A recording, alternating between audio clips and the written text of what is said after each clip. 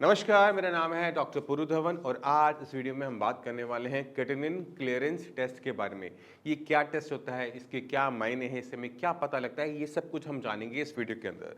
तो किसी भी टेस्ट को अगर हमें समझना है तो हमें अपनी बॉडी को पहले समझना पड़ता है कि बॉडी में चल क्या रहा है। तो क्रेटिनिन क्लीयरेंस टेस्ट जो करवाया जाता है वो किडनी फेलियर के पेशेंट की बॉडी में करवाया जाता है, क्योंकि हमें ये देखना होता है कि बॉडी किस स्पीड से कितनी मात्रा में क्रेटिनिन को यूरिन के रास्ते किडनी के रास्ते बाहर निकाल रही है। तो शुरुआत करते हैं सबसे पहले क्रेटिनिन को समझने से।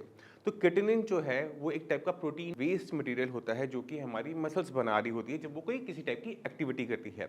जब एनर्जी के लिए ग्लूकोज उसके अंदर जाता है, हम मूवमेंट करते हैं, तो थोड़ी मात्रा में हर टाइम क्रेटिनिन हमारी बॉडी में बनता रहता है। अब जब वो बन रहा है, वेस्ट मटेरियल है, तो हमारी किडनी उसको हर टाइम निकालती रहती है यूरिन की फॉर्म में। मगर जब कभी किडनी खराब होनी शुरू हो जाती है तो ये क्रेटिनिन बॉडी से बाहर जाना कम कर देता है और रिजल्ट क्या होता है कि हमारी बॉडी में क्रेटिनिन के लेवल बढ़ने शुरू हो जाते हैं।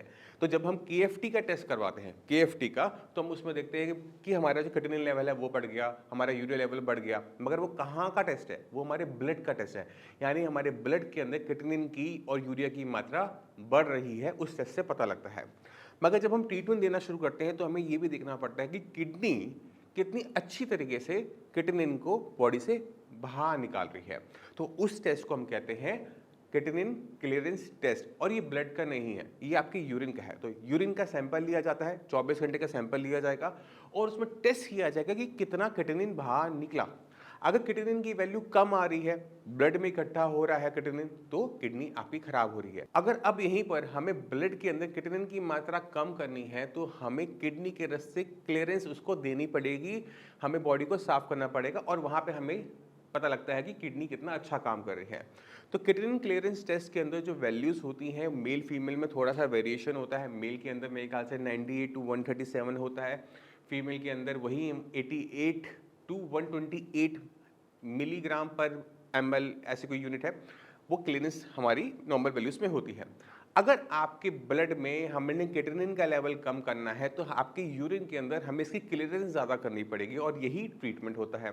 तो जितने भी पेशेंट साइंस इंजीनियरिंग के जिनका ट्रीटमेंट चल रहा है, जो अपना यूरिन का क्लीयरेंस क्रेटिनिन क्लीयरेंस टेस्ट करवाते हैं, तो उनको पता है कि उनके यूरिन के अंदर क्रेटिनिन की क्लीयरेंस बढ़ जाती है जब वो ट्रीटमेंट को स्टार्ट करते हैं। तो आपने ध्यान क्या देना है कि आपकी ब्लड की रिपोर्ट के अंदर क्रेटिनिन की वैल्यू कम होनी चाहिए और आपके यूरिन के अंदर क्रेटिनिन क्लीयरेंस की वैल्यू बढ़नी चाहिए।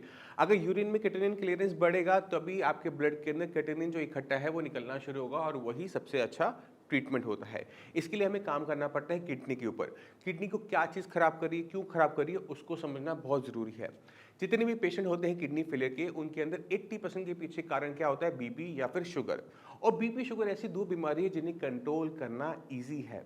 बीपी की नॉर्मल वैल्यूज आपको पता है 120/80। अगर आपका बीपी मान लो 140/100 आ रहा है तो यानी बीपी की वजह से आपकी किडनी को नुकसान पहुंच रहा है, और जब तक बीपी आपका बढ़ा रहेगा किडनी को नुकसान पहुंचता रहेगा। इसी तरह से आपकी डायबिटीज भी है।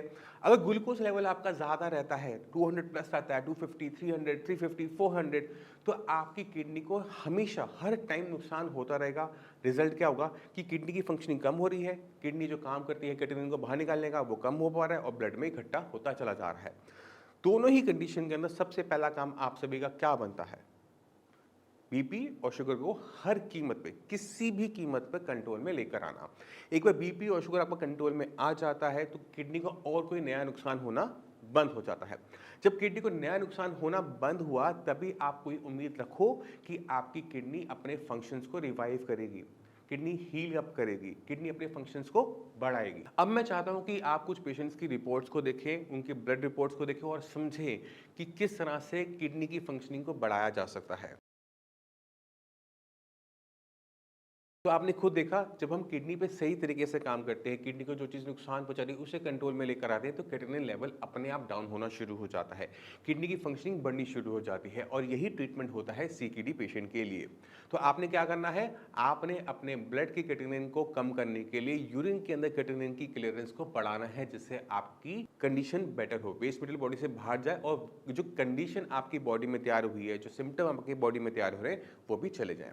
मैं उम्मीद करता हूँ इस वीडियो से आप काफ़ी कुछ समझ गए। फिर भी आपके माइंड में कोई भी डाउट रह गया हो, कुछ भी पूछना चाहते हो, डॉक्टर्स की टीम है, मैं भी अवेलेबल हूँ, आप मुझसे भी आकर मिल सकते हैं। और इसी के साथ आप सभी से मैं चलने की आज्ञा चाहूँगा। मिलते हैं अगली वीडियो में, तब तक के लिए नमस्कार।